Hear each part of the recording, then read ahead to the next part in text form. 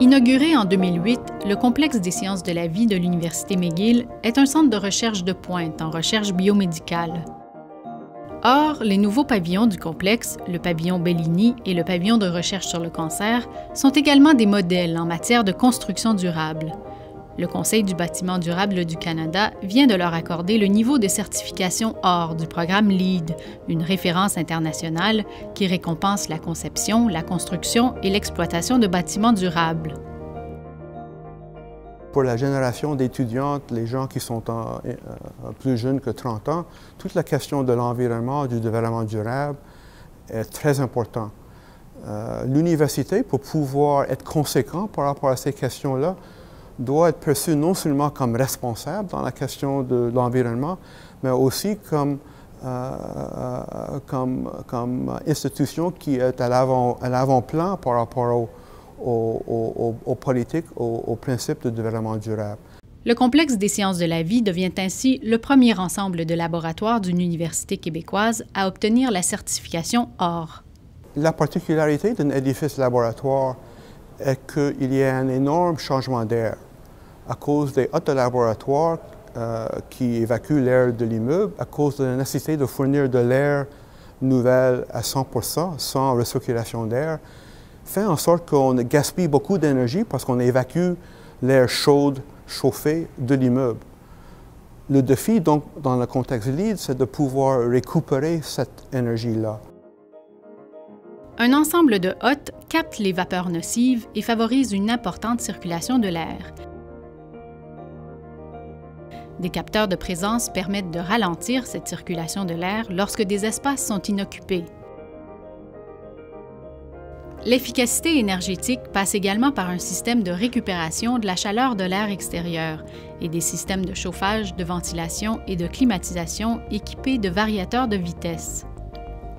La lumière du jour permet d'éclairer 75% des espaces. Plusieurs occupants affirment ne jamais même devoir recourir à une source d'éclairage supplémentaire. Résultat, les locaux présentent un niveau éco-énergétique de 38% supérieur aux normes de référence modèle. Autre caractéristique novatrice, un toit vert qui permet de réduire la consommation d'énergie et de l'effet d'îlot de chaleur. Du côté de la conservation de l'eau, les eaux pluviales sont recueillies par un réservoir de 50 000 litres qui alimente toilettes et urinoirs, réduisant la consommation d'eau potable de 50%. Plus de 96% des déchets provenant de la construction ont échappé à l'enfouissement et 30% des matériaux utilisés comprenaient des matières recyclées après consommation ou utilisation industrielle. Et le fait qu'on a pu réaliser une grande économie d'énergie par rapport aux bâtiments typiques de laboratoire est un bon témoignage à la compétence d'expertise de notre équipe d'experts conseils, l'ingénieur conseil Pajot Morel et l'équipe d'architecture Provencher-Roy avec Diamond & Schmidt à Toronto.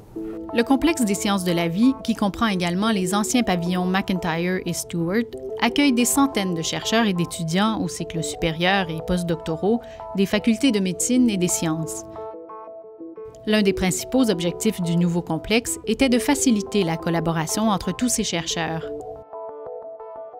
Moi, ça m'a apporté beaucoup pour la recherche dans le laboratoire parce que j'étais un peu isolée par rapport au restant du groupe. Puis on s'est ramassé plusieurs chercheurs sur le même étage qui ont des projets communs.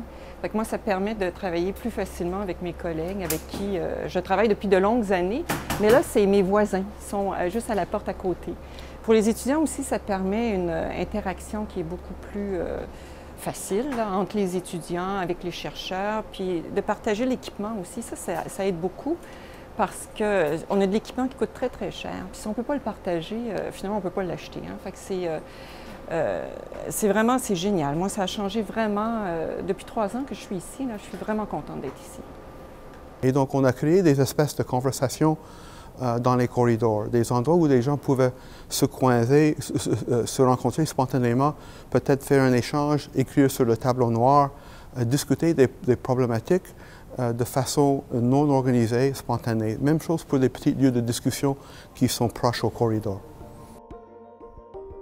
Les nouveaux pavillons sont liés aux anciens par des panneaux de verre, ce qui favorise d'autant plus l'interaction entre les chercheurs de différentes disciplines. La conception des espaces a grandement bénéficié de la contribution de ceux-ci. Le résultat est un bel exemple de succès, tant en matière de satisfaction des usagers que de construction durable. Le fait que l'université soit capable de dire, voyons, on a construit un bâtiment neuf qui est certifié OR LEED, démontre un engagement de points de l'université par rapport à ces principes-là, parce que les bâtiments LEED, nécessairement, sont partie prenante de toutes les questions environnementales par rapport au développement durable.